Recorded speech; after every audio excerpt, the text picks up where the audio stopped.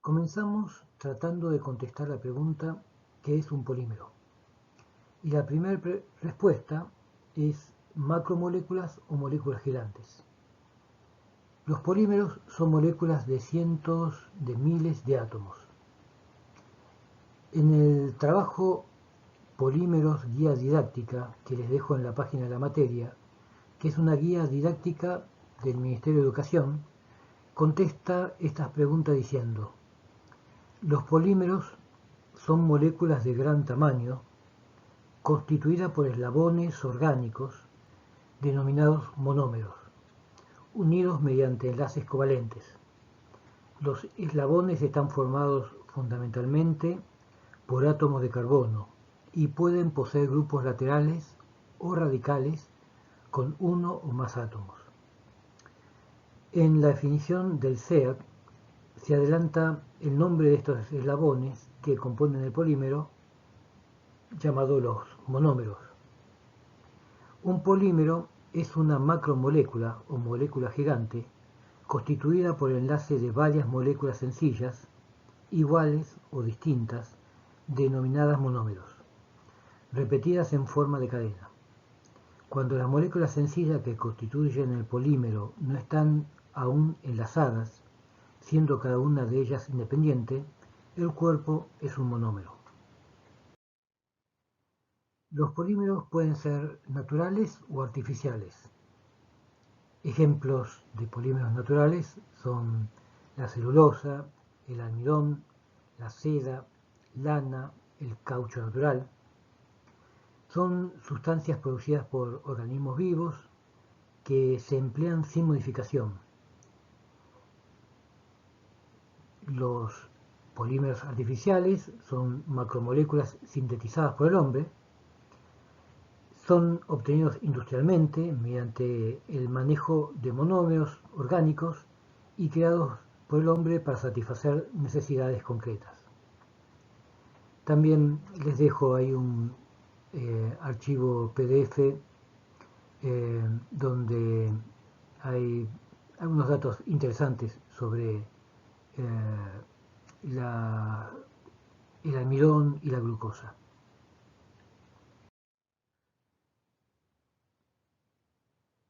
Estas son las principales familias de polímeros: los materiales plásticos, gomas y elastómeros, las fibras, los recubrimientos y los adhesivos.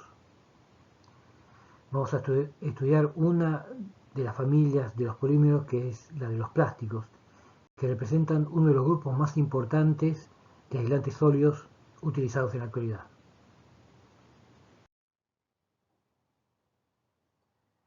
Veamos la definición dada por el SEAC sobre materiales plásticos.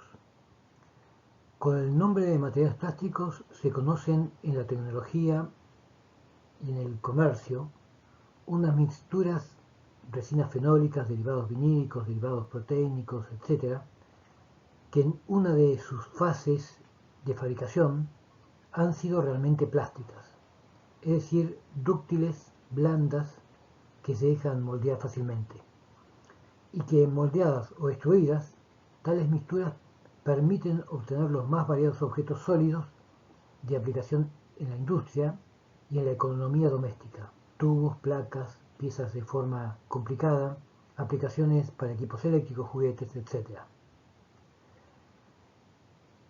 Y también una definición extraída de la página del Consorcio Europeo de Fabricantes de Plásticos.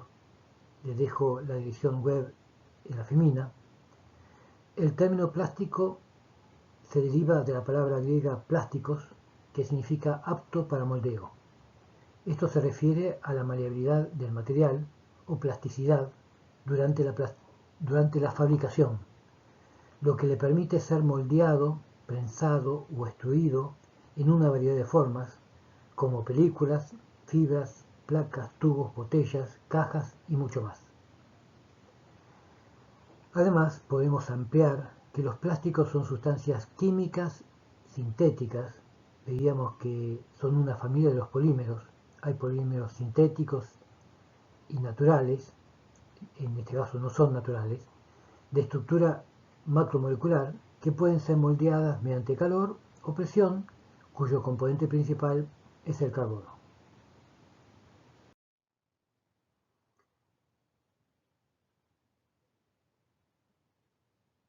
Prácticamente todos los materiales plásticos son compuestos de carbono, es decir, que el carbono constituye la base sobre la que se forman los materiales plásticos. El símbolo químico del carbono es C y su estructura atómica está representada en la figura. Consta de un núcleo central con 6 cargas positivas o protones, en el que está concentrado además casi toda la masa, y de 6 cargas negativas o electrones que giran alrededor del núcleo en 2 órbitas. En la primera órbita, la más cercana al núcleo, giran 2 electrones y en la segunda órbita giran 4 electrones. Los 4 electrones de la segunda órbita pueden ser compartidos con otros u otros cuerpos a los que falte o sobren electrones, formando moléculas de tal forma que el número total de electrones compartidos tiende a ser 8.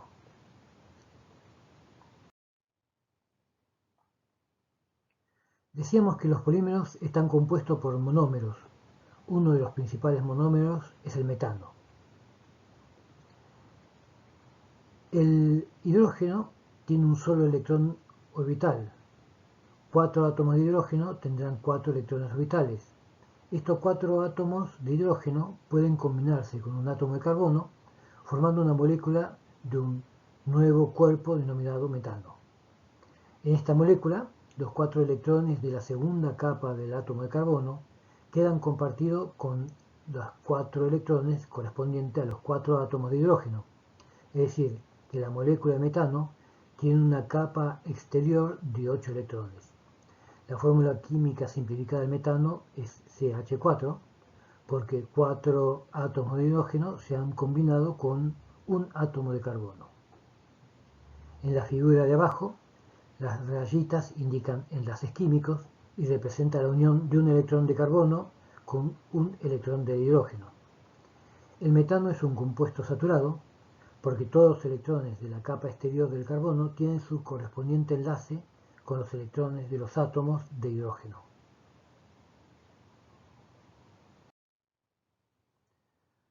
Otro monómero de importancia es el metilo. El metilo es la combinación de 3 átomos de hidrógeno con un átomo de carbono. En el metilo queda un enlace sin cubrir. Se trata de un compuesto no saturado, llamado también radical. Por lo tanto, los radicales no son estables, ya que el electrón libre del carbono tiende a unirse con otros electrones de los átomos vecinos. Entonces, ¿qué es lo que estuvimos viendo hasta ahora? A los compuestos que tienen carbono se llaman compuestos orgánicos. Existen orgánicos naturales, los compuestos orgánicos existentes en la naturaleza sin intervención del hombre, el caso de la celulosa, la glucosa, la urea, el látex, y orgánicos sintéticos, cuando el hombre, mediante procedimientos químicos, obtiene compuestos a base de carbono. Se trata de compuestos orgánicos sintéticos y en estos están incluidos los que hemos denominado materiales plásticos. Un polímero se compone de un número determinado de moléculas sencillas, encadenadas o enlazadas entre sí, llamadas monómeros. Cuando las moléculas sencillas que constituyen un polímero no están aún enlazadas, siendo cada una de ellas independiente, el cuerpo es un monómero. Para obtener un polímero se parte de un monómero, que ha de ser debidamente activado, uniendo entre sí las moléculas sueltas y activadas de un monómero se obtienen las cadenas que forman el polímero. Por lo tanto, los monómeros activados vienen a ser los eslabones de esta cadena. Así pues, un polímero es siempre el resultado de una transformación de un monómero. A esta transformación de un monómero en un polímero se llama polimerización. Los polímeros son macromoléculas, están formadas por repetición de moléculas simples, se obtienen por polimerización de moléculas simples, Pueden estar compuestas por cientos a miles de unidades y su peso molecular es muy elevado. El proceso químico de formación de un polímero a partir de un monómero, sometido a ciertas condiciones, se denomina polimerización o también reacción polimérica. Las cadenas poliméricas resultantes de la polimerización pueden estar orientadas en una sola dirección, siendo independientes unas de otras, y este sería el caso de cadenas lineales o cadenas ramificadas, o pueden ser cadenas poliméricas entrecruzadas o reticulares.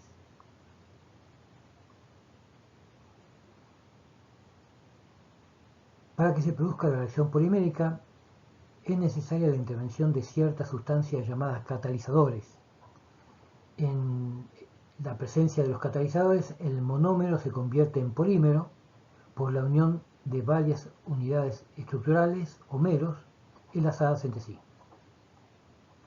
La mayoría de los polímeros sólidos empleados en electrotecnia están constituidos por un número de meros que varía desde pocas unidades hasta cientos de miles de ellas.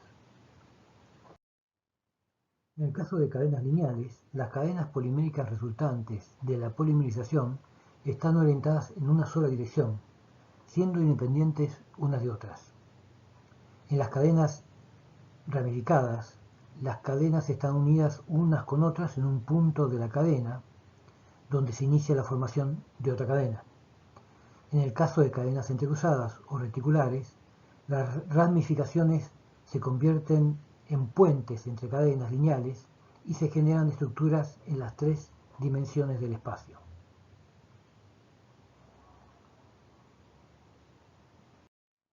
Decimos que el proceso químico de formación de un polímero a partir de un monómero se denomina polimerización. La polimerización puede ser por adición, en este caso cada monómero se une a otro igual y este a otro, formando así la cadena polimérica. El proceso es reversible. Otro tipo de polimerización es por condensación. En este caso, un monómero reacciona con otro monómero distinto para dar lugar a un tercero. Esta es la unidad que se repite a diferencia del anterior. Al final del proceso se desprende agua o otra sustancia y también, a diferencia del anterior, el proceso es irreversible. Para controlar el proceso de polimerización se utilizan agentes que se pueden clasificar en los siguientes grupos: catalizadores, retardadores, inhibidores y transferidores de cadena.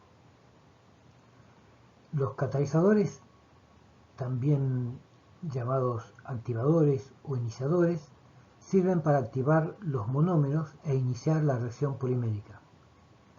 Los retardadores se utilizan algunas veces cuando conviene disminuir la velocidad de reacción polimérica.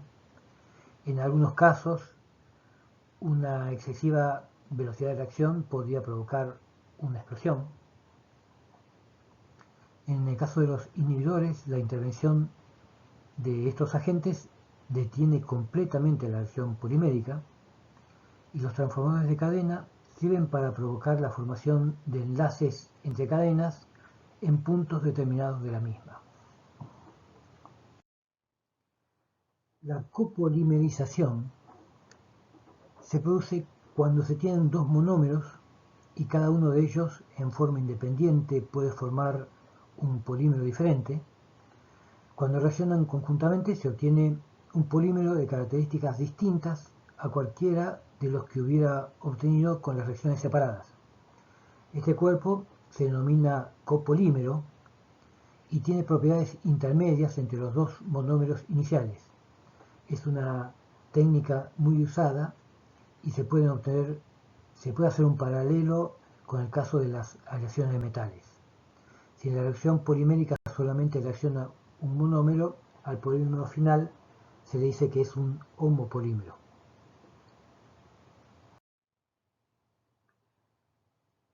Los aditivos son sustancias que modifican o refuerzan las propiedades del polímero. Pueden ser cargas, plastificantes, endurecedores, estabilizadores o antioxidantes, disolventes, lubricantes o colorantes. Las cargas se utilizan para introducir en los plásticos nuevas propiedades o para modificar algunas de las ya existentes. Muchas veces se emplean también como material de relleno, con objeto de abaratar el coste del artículo, ya que las cargas por lo general son más económicas que el aglutinante. Los plastificantes son materiales que proporcionan a los plásticos características de elasticidad y de flexibilidad. Actúan a modo de lubricantes, introduciendo y llenando los espacios libres existentes entre las moléculas. Los endurecedores son sustancias que aceleran el endurecimiento de los plásticos o aumentan la dureza de los plásticos. Los estabilizadores tienen como principal misión contrarrestar los efectos de los agentes destructivos exteriores, evitando la despolimerización del material plástico. Como ejemplo de estabilizadores se puede citar sustancias antioxidantes que evitan la acción del oxígeno del aire de la atmósfera y en especial del ozono que se genera en puntos de alta concentración de campo. Los disolventes se introducen en las moléculas sólidas de los plásticos disolviéndolas. El efecto que se obtiene es semejante al de los plastificantes, que habíamos mencionado anteriormente, pero su acción es más enérgica, ya que convierten el material plástico sólido en líquido. Se utilizan sobre todo para la fabricación de barnices aislantes a partir de resinas sintéticas. Los lubricantes se utilizan para evitar que durante la fabricación las piezas se peguen a los moldes o demás elementos utilizados en su manipulación. Suelen ser aceites, ceras, parafinas, que se mezclan con la resina o bien se aplican directamente sobre los moldes. Los colorantes, además de cumplir la función estética de dar color, muchos de ellos, los denominados pigmentos, actúan también como cargas. Algunos de estos pigmentos, como los llamados negros de humo, actúan simultáneamente como colorante y como carga, reforzando las propiedades mecánicas y finalmente como estabilizadores contra el envejecimiento del material. Hagamos una clasificación de los polímeros de acuerdo de lo que hemos visto hasta ahora. Según su origen, se pueden clasificar en naturales o sintéticos. Según su mecanismo de polimerización, por adición o por condensación. Según su estructura molecular, en lineal, ramificado y entrecruzado. Y le podemos agregar otra categoría según su respuesta termomecánica en termoplásticos y termoestables. Los materiales termoplásticos poseen una estructura lineal y se caracterizan porque reblandecen con el calor y se endurecen cuando se enfrían. Estas operaciones pueden repetirse, lo que permite moldearlos repetidas veces. Pueden compararse a las ceras, que pueden ser moldeadas indefinidamente sometiéndolas a la acción del calor. Los materiales termoestables, también llamados termofraguantes o materiales termoendurecibles, solamente son blandos o plásticos al calentarse por primera vez. Después de enfriados, ya no se ablandan por un nuevo calentamiento y por lo tanto no pueden recuperarse para posteriores transformaciones. Lo mismo que sucede en el caso del hormigón, después de fraguado.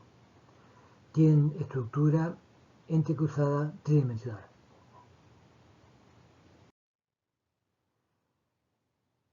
Los métodos de fabricación más comunes son el moldeo por compresión, transferencia, inyección, extrusión, insuflación o colada, el calandrado, el revestimiento y la conformación. Antes del proceso de fabricación, como etapa de preparación, el aglutinante en forma de polvo o gránulos se mezcla lo más íntimamente posible con las cargas, los plastificantes, los colorantes, es decir, con los materiales que habíamos denominado aditivos. Esto se hace en máquinas mezcladoras que normalmente constan de una tolva por donde se echan los materiales que se utilizan en la mezcla y de un tornillo sin fin de doble movimiento en uno y otro sentido, donde se mezclan todos los componentes.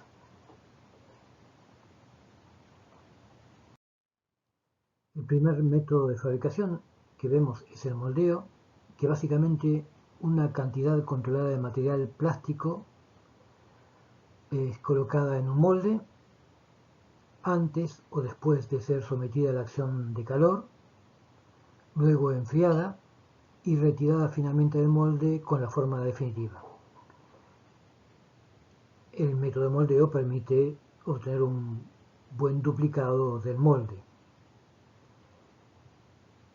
En el moldeo por compresión se aplica simultáneamente calor y presión. El calor transforma los polvos de moldeo en estado plástico y la presión obliga al material a llenar completamente el molde.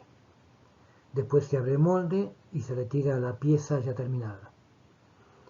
Existen equipos de moldeo por compresión completamente automático que realizan todas las operaciones sin necesidad de vigilancia alguna. Generalmente se utiliza para materiales termoendurecibles, termoestables.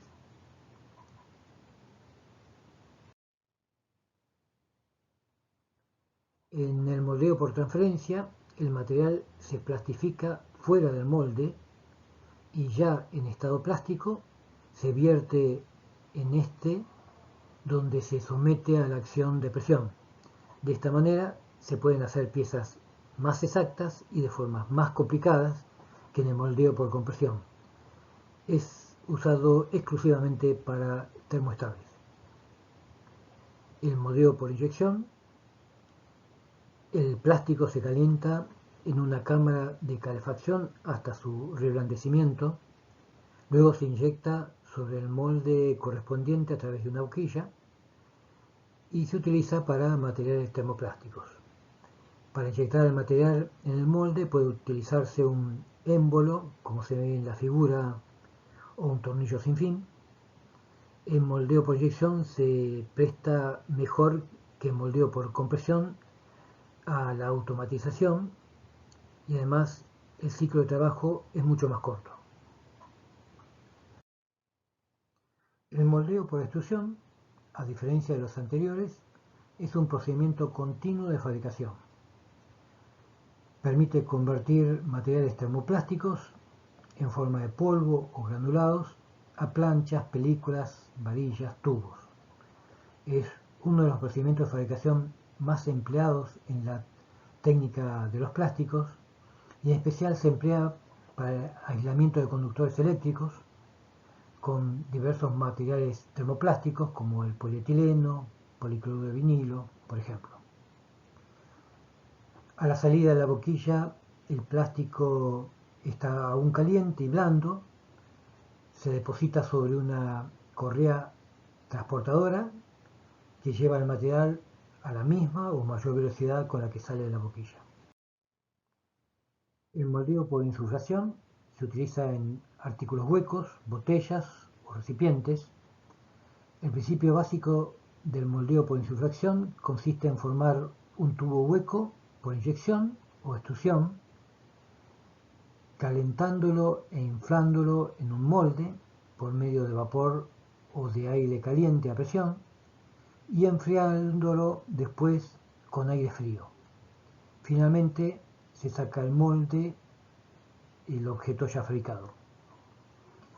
El moldeo por colada se utiliza en algunos plásticos, por ejemplo en resinas fenólicas, es algo parecido a la colada utilizado en metales.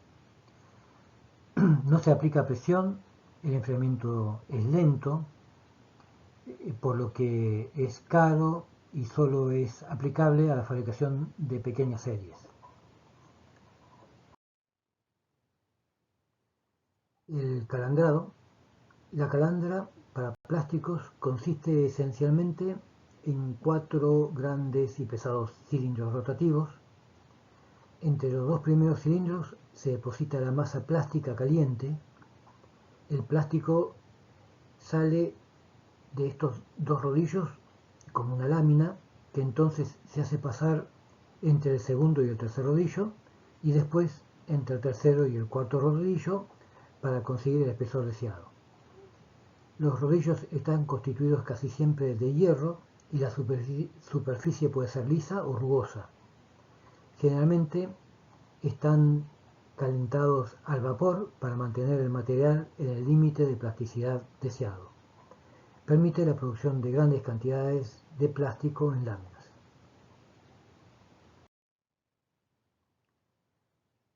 La fabricación de plásticos por revestimiento consiste en aplicar una capa delgada del material plástico sobre un material textil o un papel. Esto se hace también utilizando una calandra y en los 2 últimos rodillos se hace pasar el material que tiene que ser revestido junto con una lámina de plástico que procede de los 2 primeros rodillos. Si se desea, se puede revestir ambos lados pasando nuevamente por la calandra. La fabricación de plásticos por conformación consiste en dar forma a un objeto a partir de una lámina de material plástico. Como se ve en la figura, se ubica sobre el molde el material termoplástico, se sujeta, se reblandece con calor y se hace vacío para que adquiera la forma deseada.